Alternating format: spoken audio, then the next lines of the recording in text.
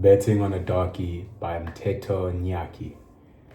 This is currently the book that I've been reading, and I got it from my cousin, and I've learned a lot from this book in the short period of time that I've been able to be encapsulated by this powerful man's story. A brief description of what happens in the book is the story of a man in the corporate world trying to pave a path for himself in an oppressive apartheid regime to people of color like myself.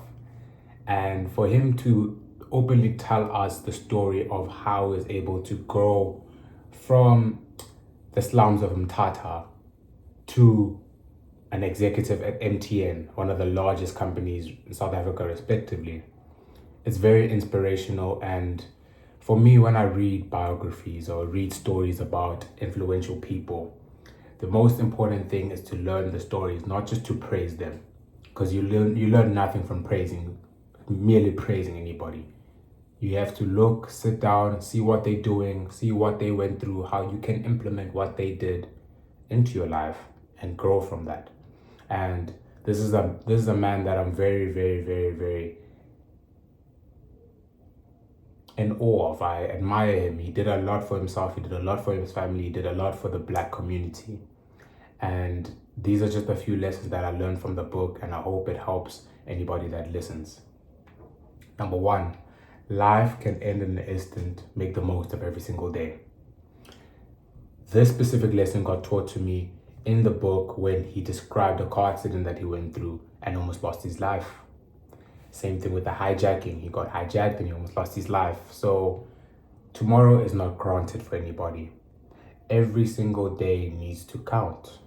Every single day needs to be a day for you to improve. Every single day should be a day for you to get closer to God. Every single day should be a day for you to get stronger. Every single day should be a day for you to empower other people. Every single day should be a power to learn. Every single day should be used effectively.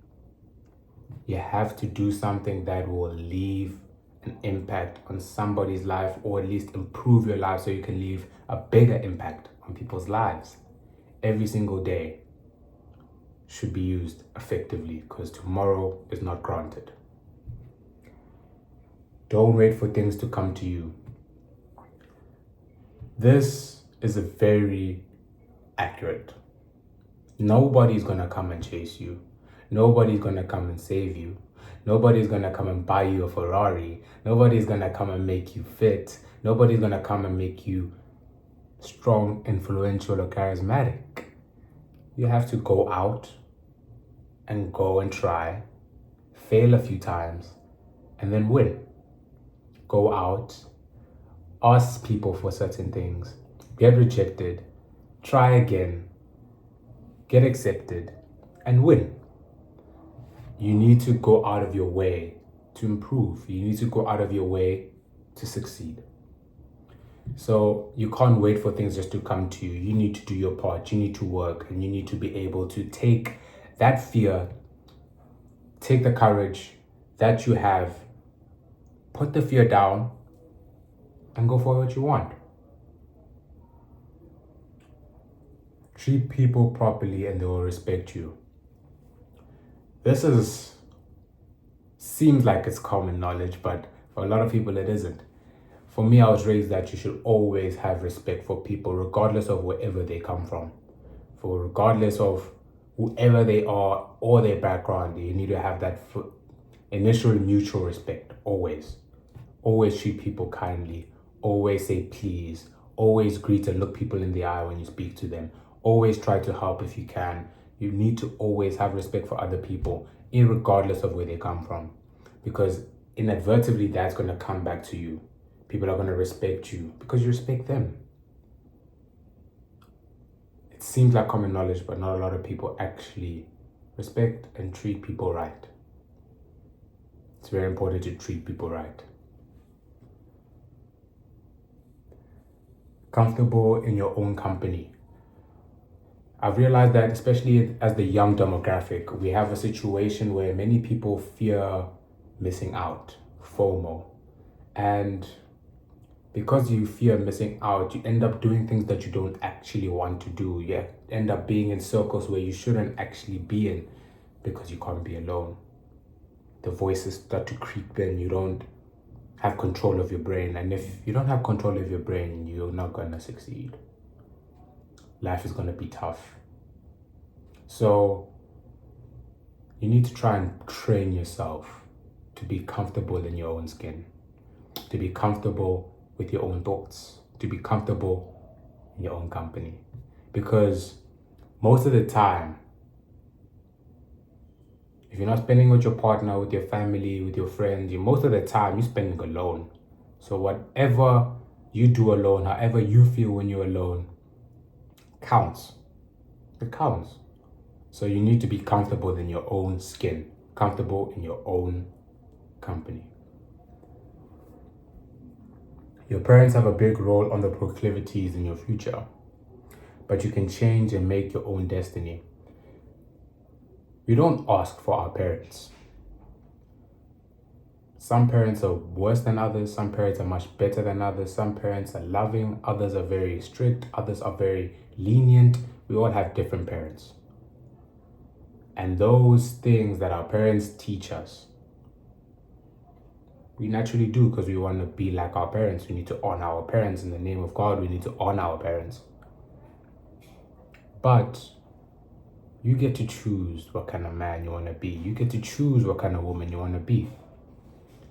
You're not forced to be what your parents are. You can be more than your parents. You should be more than your parents. You should do more than your parents. You should try and make them proud.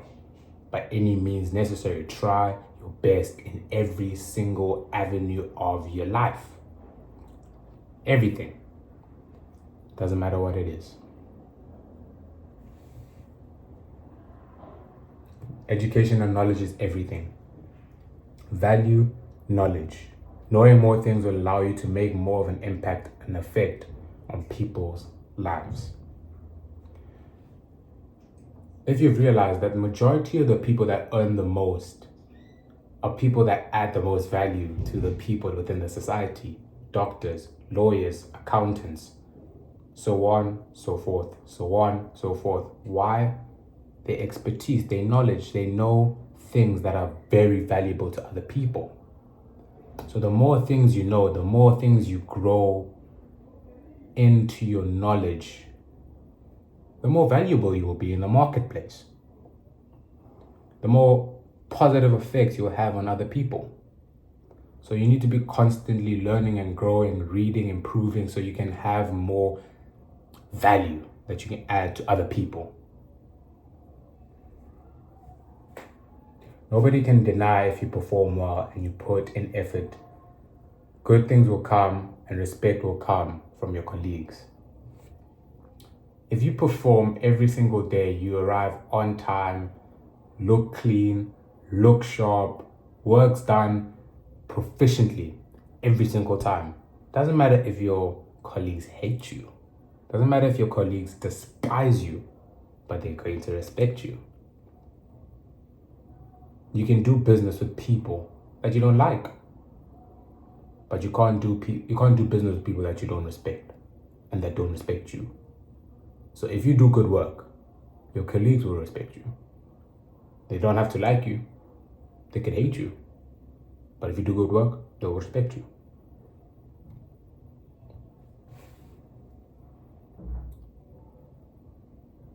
There is nothing a white man can do that I can't do.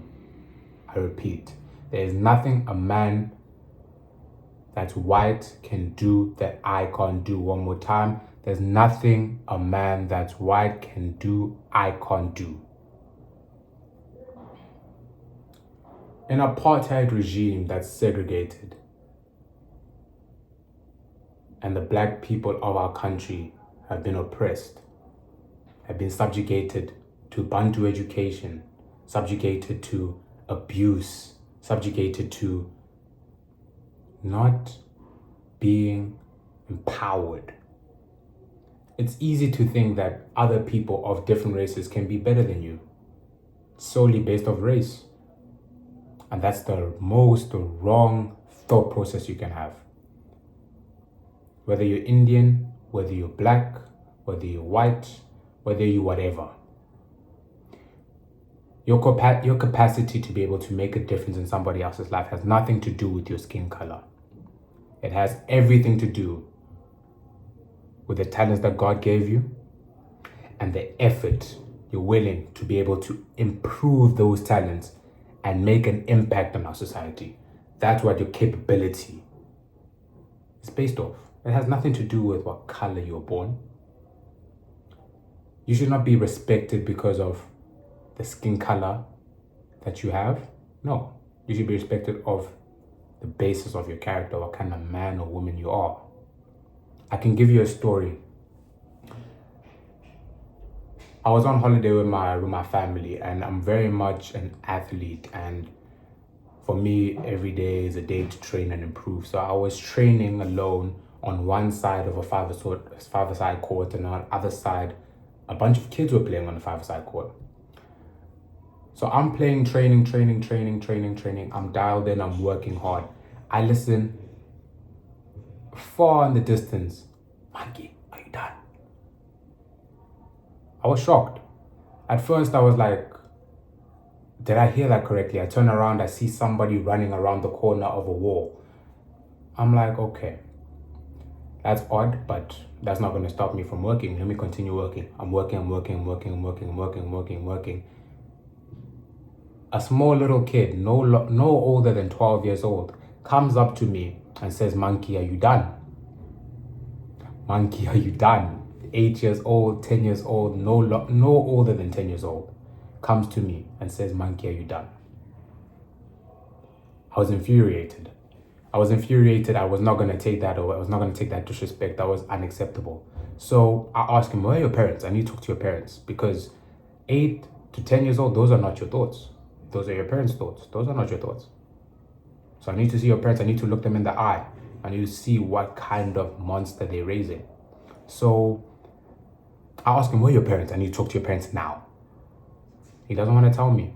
But lucky for me, he was a bully. He bullied his peers, and his peers came and told me when I asked him, where's his mother? Where's his father? I go to his mother and his father. I say, I need to speak to you. Your son is doing something that I don't like. We need to have a conversation, all of us. Come. And these are like 50-year-old individuals. I tell them, come. We're going to have a conversation, all of us. I tell them the situation. They half-heartedly reprimand the child. But that was not the right thing to do. That was the novice thing to do. Especially as 50-year-old people that have experienced life. That was the wrong thing to do. What you were meant to do was educate.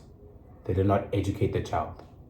So I took it out my way to educate them, because their parents are doing a horrendous job. I said to the boy, me and you are the same.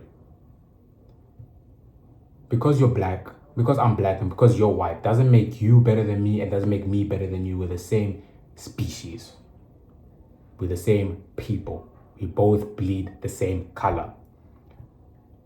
You need to be careful who you speak to, because the way I'm reacting may not be the same way another person reacts to racism. You can't treat people differently because of things that they can't control. Racism will never be abolished, because it's an ideology that gets passed on from generation to generation. The parents don't educate their kids on racism being bad. So I can't control the abolishment of racism, because it's never gonna stop. That day I realized it was never gonna stop. What I can control is my mind, how I react to it. I can educate people to know that this is wrong. And I can believe in myself and know that no body, whether you're white, Indian, or black, whatever, makes you better than me. And that mainly goes to the pioneers in the struggle against oppression. Steve Biko, Nelson Mandela, Martin Luther King. God bless the pioneers, because without them, I wouldn't be able to think like this right now. So Prejudice, discrimination, it's a horrible thing. And it's an ideology that gets passed on, and we need to not reprimand but educate, because reprimanding does nothing. We need to educate and understand that this is not the way to be thinking. This is not a progressive way to think. We need to think as one species, as the human race. Find people that back and believe you in your vision and handling losing people. On your pursuit to success, you're going to lose people constantly. In Mr. Nyati's specific situation, he found a wife that was able to fully focus on him and his dream and believed in his dream and followed him overseas because he believed that he can be able to achieve great things. If the people around you don't truly believe in you, then those people are not your people. And if they're not your people,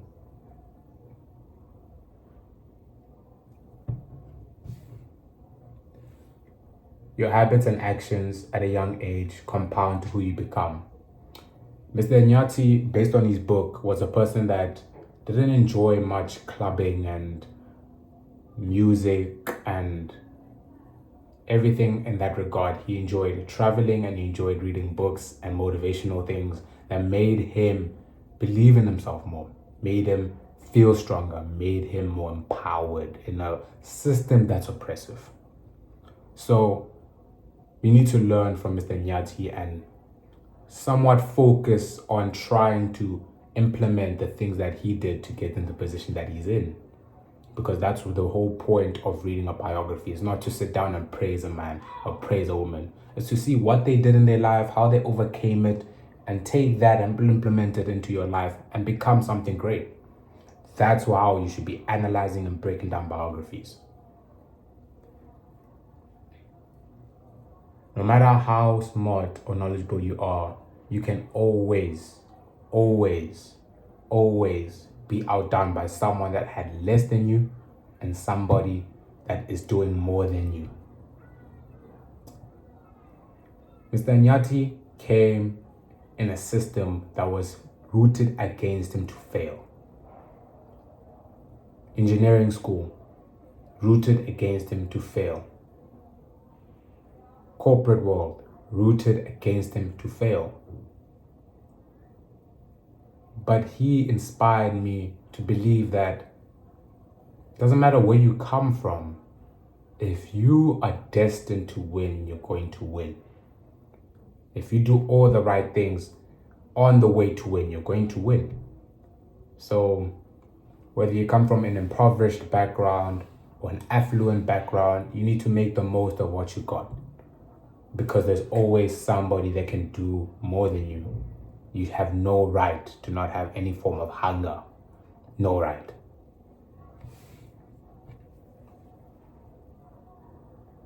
Do what you want to do, not what other people want you to do. It's a route to misery. Mr. Nyati's father wanted him to be a doctor, and he knew from the bottom of his heart that he liked the way things worked. He liked building things and he liked engineering. So he took it out of his way to say no. He knows what he wants to do with his life. He knows what he can do with his life. And he did what he wanted to do, and look where he is today. So sometimes you can't listen to what other people say and want you to do if you don't want to do it. It's going to lead to a life of misery. You need to do what you want to do and what you're good at, and make sure that plays a large role in improving our society. Lead others without making them feel small. This is a very important skill. Usually people in larger positions of power feel a sense of authority and become eucratic on different people in a lower position than they are. You can't do that. That's not a leader. That's a dictator. A leader has a vision and somewhat shows some form of charisma to make people believe that they can achieve the vision that he has. without making them feel small, without making them feel less of themselves, but by making them feel that they can achieve whatever they want to achieve. That's a leader. Mr. Nyati was a leader. And finally, this is the biggest thing that stood out to me was Mr. Nyati was built and destined for business, not academia. That really resonates with me because I have the exact same destiny. I was built for business. I was built to help other people in a practical, effective, efficient, proficient way. So I know what he's speaking about because I felt it ever since I was a child. Business was my favorite subject in high school. It was my best subject in high school. When you're destined for it, you just know that you're destined for it. And with that being said, I would like to end off with, you need to understand that you can do anything you put your mind to, regardless of wherever you come from, regardless of the things you can't control. And we need to learn together, we need to grow together, we need to educate one another, because discrimination can't be a thing. We are the same people. We have the same objective, which is to improve the lives of those around us. So we need to make sure that we can educate one another. And very soon I'll be dropping something that will help us all learn in a more stylish, more proficient, more effective way. Keep tuned and see you soon.